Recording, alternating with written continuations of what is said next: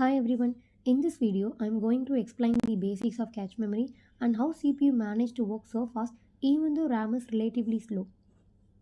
In this video we will look at why cache exists, what it is, how it works using locality and concepts like hit, miss, mapping techniques and performance improvements. Let's start with the main problem. The CPU is extremely fast but RAM is much slower, so the CPU often has to wait for the data. So this difference is called the speed gap problem and cache memory is used to solve it.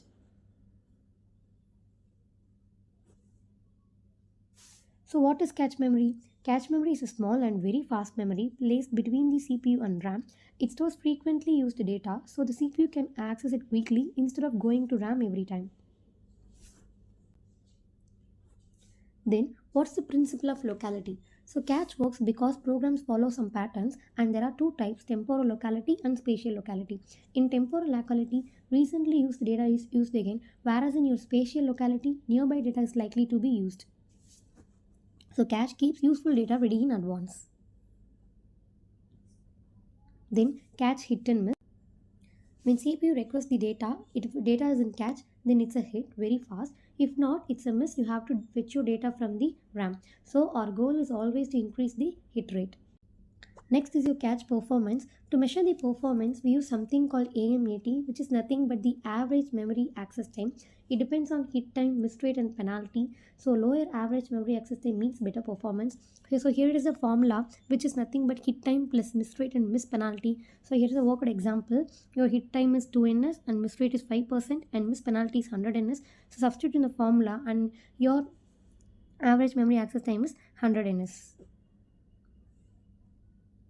And there are cache mapping like direct mapped, associative mapped, and set associative mapped. First is your direct mapped. In direct mapping, each memory block goes to only one fixed location in cache. This is simple and fast, but sometimes different blocks compete for the same spot.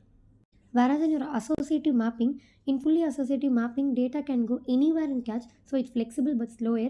Whereas in set associative, it is a middle approach. It balances speed and flexibility and is commonly used. And here is the most important topic, your write policies. When CPU writes data, we have two methods. One is write through and the next is write back. In your write through, it update cache and RAM together, whereas in your write back, it update cache first and the RAM later. So write back is faster and used in modern systems. Next is your cache levels, level 1, level 2 and level 3.